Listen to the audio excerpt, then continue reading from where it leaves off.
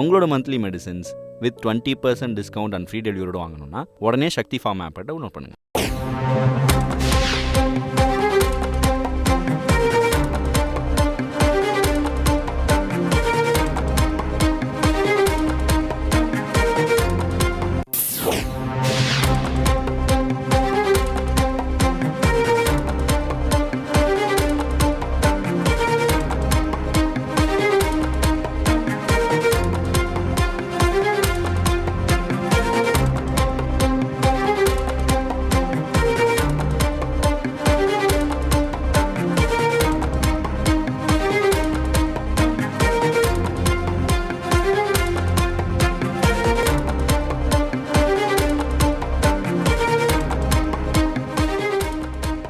மக்களவை தேர்தலுடன் விக்கிரவாண்டி சட்டப்பேரவை தொகுதிக்கு இடைத்தேர்தல் இல்லை என தகவல் வெளியாகியிருக்கிறது.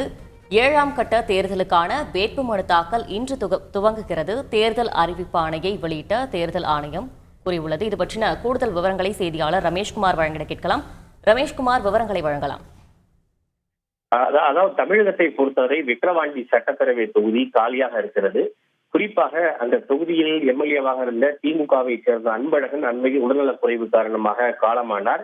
இதனைத் தொடர்ந்து காலியாக உள்ள விக்கிரவாண்டி தொகுதிக்கு 7ஆம் கட்டமாக மக்களவை தேர்தல் நடைபெறும் ஜூன் 1ஆம் தேதி இடைத்தேர்தலும் அறிவிக்கப்படலாம் என்கிற ஒரு எதிர்பார்ப்பு எழுந்தது. இந்த நிலையில் தான் விக்கிரவாண்டி தொகுதிக்கு ஜூன் 1ஆம் தேதி வாக்குப்பதிவு இடைத்தேர்தல் நடைபெறாது என்பது தற்போது தெரிய வந்திருக்கின்றது. ஏனென்றால் இந்த 7ஆம் கட்ட மக்களவை தேர்தலுக்கான அறிவிப்பாணையை தேர்தல் ஆணையம் இன்று சற்று முன்னதாக வெளியிட்டிருக்கின்றது.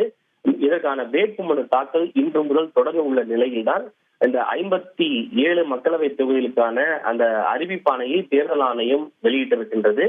இந்த மக்களவை தொகுதிக்கான அறிவிப்பாணையோடு விக்கிரவாண்டி சட்டப்பேரவை தொகுதிக்கான அறிவிப்பாணையும் தேர்தல் ஆணையம் ஒருவேளை வெளியிடலாம் என்ற ஒரு எதிர்பார்ப்பு இருந்தது. இந்த நிலையில் தான் தேர்தல் ஆணையம் மக்களவை தேர்தலுக்கான அறிவிப்பாணையை மட்டுமே வெளியிட்டுள்ளதை தவிர தமிழகத்தில் விக்கிரவாண்டி சட்டப்பேரவை தொகுதிக்கான இடைத்தேர்தல் குறித்து எந்த அறிவிப்பாணையும் வெளியிடவில்லை. எனவே இதன் மூலம் ஜூன் 1ஆம் தேதி விக்கிரவாண்டி தொகுதிக்கு இடைத்தேர்தல் நடைபெறாது என்பது இதன் மூலம் ஊர்ஜிதமாகியிருக்கிறது.